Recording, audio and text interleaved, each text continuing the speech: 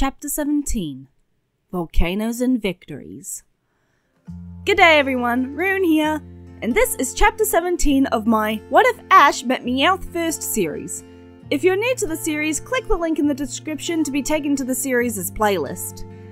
I'd also like to point out that about 64.7% aren't subscribed. I'd also like to thank Plus Ultraman for his advice on this chapter, which is what finally allowed me to get past that infuriating writer's block. Now let's begin the next chapter. As the battle begins, Blaine's first Pokemon is Rapidash, which Misty responds to by bringing out her Starmie. Quick on the draw, Misty calls for Starmie to hit Rapidash with Hydro Pump. However, to her horror, the attack almost completely evaporates from the scorching heat of the volcano, drastically reducing its effect on Rapidash. Taking advantage of Misty's temporary distraction, Blaine has Rapidash attack Starmie with Mega Horn, which, thanks to Starmie's secondary Psychic typing, causes massive damage. Refusing to give up, Misty calls for Starmie to use Psychic as it's Starmie's second strongest attack, and it won't be affected by the heat. Recovering from the strong attack, Rapidash charges another Mega Horn. Despite Starmie's best efforts, they aren't able to dodge and are struck to the ground. Getting back up, they are just able to get off one more Psychic, knocking out Rapidash before it falls too. A double knockout. Blaine's next Pokemon is Ninetales, and Misty's is Psyduck. Hoping to give Psyduck the edge, Misty has him set up Light Screen, then Amnesia, while Blaine has Ninetales charging a Solar Beam. As Ninetales unleashes her attack, Psyduck tries to hide behind his screen, hoping that the attack won't be able to penetrate. However, the Solar Beam breaks through, smacking Psyduck dead center. However, going through the light screen had greatly weakened the attack, and with Amnesia on top of it, Psyduck isn't hurt nearly as badly. Seizing on this opportunity, Misty calls for Psyduck to attack with Zen Headbutt. The attack lands, sending Ninetales skidding away, but it's not enough to knock her out. Steadying herself, she begins to charge another Solar Beam. Wanting to knock Ninetales out before she can unleash her attack, Misty calls for Psyduck to hit her with Zen Headbutt again. Unfortunately, this time, Ninetales is able to nimbly dodge out of the way, leaving Psyduck wide open. Unleashing the stored-up Solar Beam, the attack lands a direct hit, breaking through Psyduck's built-up defenses and knocking him out. Now down to her last Mon, Misty sends out Squirtle. With Ninetales already weakened, all it takes is Squirtle fleeing his Hearthstone at her head once to knock her out. Now, Blaine calls out his trump card for this fight, his Magmar. Dashing about the field, Squirtle does his best to evade Magmar's attacks while getting off some close-range water pulses, hoping that the close proximity will allow it to hit before it's too weakened from the heat. However, Magmar manages to get a lucky hit with Thunder Punch, knocking Squirtle to the ground. Struggling to his feet, Squirtle can hear Misty calling out to him, asking if he's okay. Shakily, he gives her a thumbs up. This was the girl that had risked herself for him, that had helped give his friends a home and had become a dear friend to him. He wouldn't fail her. In that moment, Squirtle becomes enveloped in light, shining so brightly that everyone has to shield their eyes. When it finally dissipates, everyone is surprised to see that Squirtle has evolved into Wartortle. Recovering from her shock, Misty calls for Wartortle to use Rapid Spin. Only, the attack is strange. While Wartortle tucks his head into his shell, he doesn't do it all the way, and when he launches himself at Ninetales, he isn't spinning. Then, Misty realizes, this isn't Rapid Spin, it's Skull Bash. Wartortle rams his skull into Magmar's stomach, sending him flying into the far wall and knocking him out. Smiling, Blaine hands over Misty's new Volcano badge while she hugs Wartortle. Then, he turns to Ash and asks if he's ready. Nodding, Ash swaps with Misty, the two high-fiving as they pass each other. As the new battle begins, Ash sends out Pikachu while Blaine sends out Flareon. Ash can't help but chuckle at that. The very Pokemon that led them to this gym is the first one he's going to face. Focusing back on the fight, Ash calls for Pikachu to use Quick Attack, to which Blaine responds by having Flareon use its own Quick Attack to dodge. As Pikachu chases after Flareon, Ash watches its movements, looking for an opening, while trying to figure out a workaround for the advantage that the volcano gives the fire types. With the intense heat of the volcano, it's almost giving the same effect as a sunny day, increasing the power of fire attacks while lowering the power of water attacks. The only thing it doesn't do is boost the power of moves like Solar Beam. Even so, the fire types still have home field advantage, and his team is going to need to play defensive. He tries to have Pikachu dodge around Flareon with agility before getting in close for a Thunder Punch, aiming to knock the evolution out as fast as possible. This works for a while until Flareon manages to hit Pikachu with Superpower, knocking him to the ground and leaving him open to Flareon's follow-up of Flamethrower. Picking up Pikachu, Ash thanks him for doing his best before handing him off to Misty. For his next Pokemon, Ash brings out Fearow, hoping that not being confined to the ground will give them the edge. Flareon attempts to hit the bird with Flamethrower, but it nimbly dodges out of the way. Flareon continues to use the attack, the flames coming out in one continuous stream. Eventually, the attack stops as Flareon needs to stop for breath. Seizing on this opportunity, Ash calls for Fearow to finish Flareon off with Aerial Ace. Landing a direct hit, Fearow is able to knock Flareon out. However, Ash can clearly see that they're tired. Before Blaine brings out his next Pokemon, Ash asks Fearow if they're okay to continue, receiving a firm nod. For Blaine's second Pokemon, he brings out Arcanine. The instant the massive dog Pokemon enters the field, Blaine calls for it to use Outrage. Caught slightly off guard, Ash calls for Fearow to dodge, which it almost manages to do, however, its side is grazed by the attack. Ash winces. Fearow would have normally been able to dodge that relatively easily. They're too tired. He should have returned them. Before he can receive Fearow's ball to return them, Arcanine slams into Fearow with Fire Blitz. Down to his last Pokemon, Ash calls out Charizard.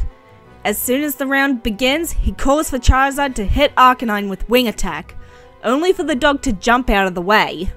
Unwilling to give up, Charizard continues to charge at Arcanine. As Ash studies the situation, he can't help but notice the irony of having his tactic from his battle with Surge being turned against him. If only there was a way to slow Arcanine down. Before he can think of a plan, Arcanine sinks his teeth into Charizard's wing in a powerful bite, causing Charizard to shout in pain. Acting on pure instinct, Ash calls for Charizard to dislodge Arcanine with Slash. The move works, removing Arcanine from Charizard's wing, but Ash can see that the attack didn't do nearly enough damage, and Charizard is barely hanging on. Plus, his wing looks like it's in bad shape.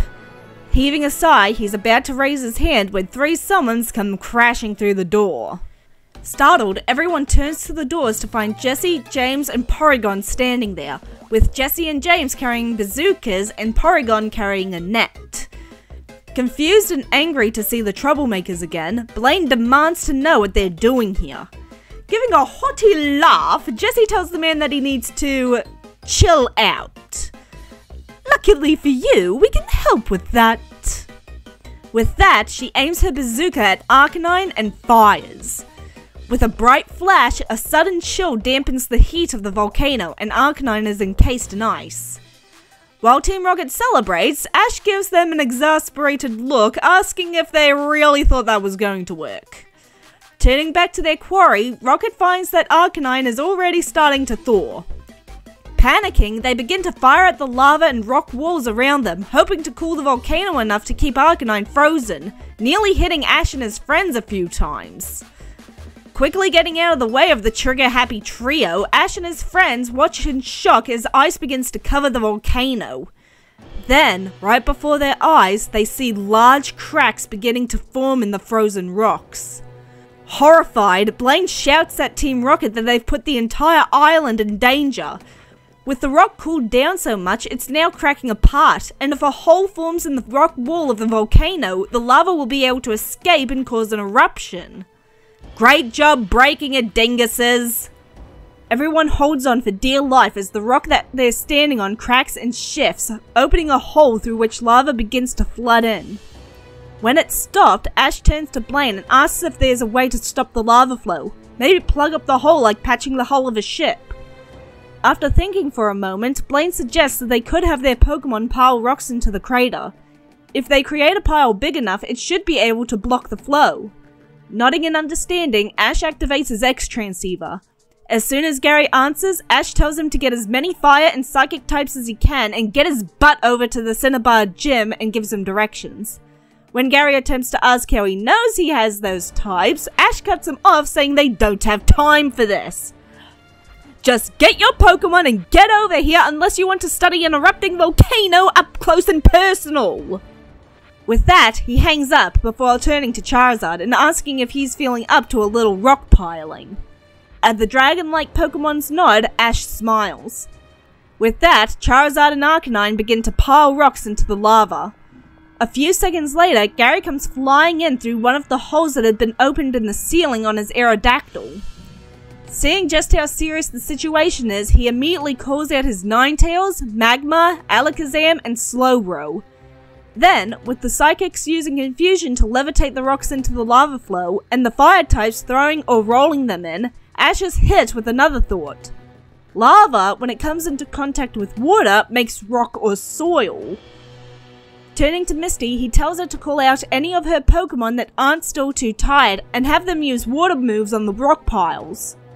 Confused, Blaine asks what Ash thinks he's doing, and he explains that if they cool the lava that's in between the rocks, it should act as a kind of cement and keep the rocks together while also preventing any more lava from getting through.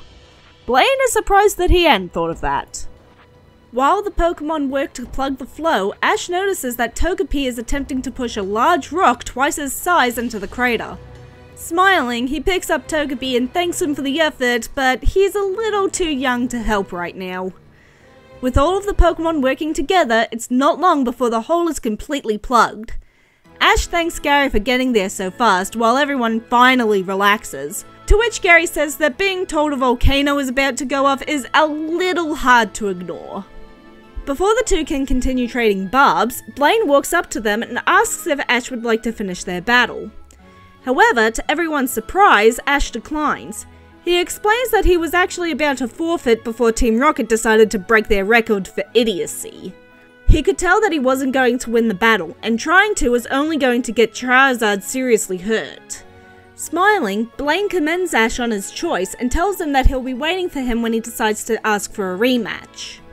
With that, the group leaves the gym and heads straight to the Pokemon Center, where Gary transfers his Pokemon to Professor Oaks, while Ash and Misty get their Pokemon checked out by Nurse Joy. After that, Gary decides to take his leave, saying that a vacation on a volcanic island seems to have lost its appeal. After bidding Gary farewell and getting back their Pokemon from Joy, the group head back to the inn to rest. They've had enough excitement for one day. The next morning, Ash begins to go over everything that he and his Pokemon have at their disposal. During the long stretches of travel, Ash had made it a habit to bring in his reserved Pokemon for some training and family time. After all, he doesn't want any of them to feel left out. As such, he can easily call on any of the Pokemon that are over with Oak. But the question is, would any of them be interested in taking on Blaine? Well, doesn't hurt to ask. Stopping over at the center, he gives Oak a call to ask if he can check in with his Pokemon. Before Oak can even attempt to turn around and pretend to call the Pokemon over, they all pile into view of the screen, making Ash laugh. The first thing that jumps out to him is that Kabuto has evolved into Kabutops. Smiling, Ash congratulates the fossil Pokemon on its evolution, while joking that when he told them not to slack off, he hadn't meant for them to go that far. At the sad look on Omanyte's face, Ash assures them that it won't be long before they evolve too. Getting back on topic, Ash turns to his current team, asking if any of them would like to switch out with the reserves. The first volunteer is Gloom, who isn't very keen on going anywhere near that volcano again. The next is Firo, who, after the rough battle the other day, would very much like a vacation. Nodding in understanding, Ash returns the two Pokemon before turning back to the console. The first thing he does is swap Gloom for Kabutops. Then, he takes a moment to think before deciding to switch Firo with Muck. Oddly enough, the moment he places Firo's ball on the pad, it activates, swapping the Pokeballs. Surprised, Ash asks Oak how he'd gotten Muck's ball on the pad that quick, only to be told that Oak still has the ball in his hand. Wait, then who's this? As soon as the words leave his mouth, the ball opens up and out pops Dratini. Meowth snickers while Ash tries to get Dratini back in her ball so he can send her back to Oak. After several minutes of failing to get the slippery dragon to hold still long enough to get back in her ball, Ash finally gives up and decides to just run with it. At least dragon types are resistant to fire attacks. He then turns to the rest of the team and asks if anyone wants to switch with Muck, only for Charizard to give him a look. Then, with Meowth's help, he tells Ash that he's not counting him out of the battle. He wants a rematch with that Arcanine. Ash asks if he's sure, pointing out that the dog had done a number on his wing. Charizard simply huffs and crosses his arms, making it clear that he's not going to budge. Giving a sigh, Ash lets Charizard have his way before bidding Oak goodbye and leading everyone out to the center's training area. And that, everyone, is where I'm going to leave the story for now. Join me next time as Ash makes a surprising discovery and attempts his rematch with Blaine. I'm Rune. See you next chapter.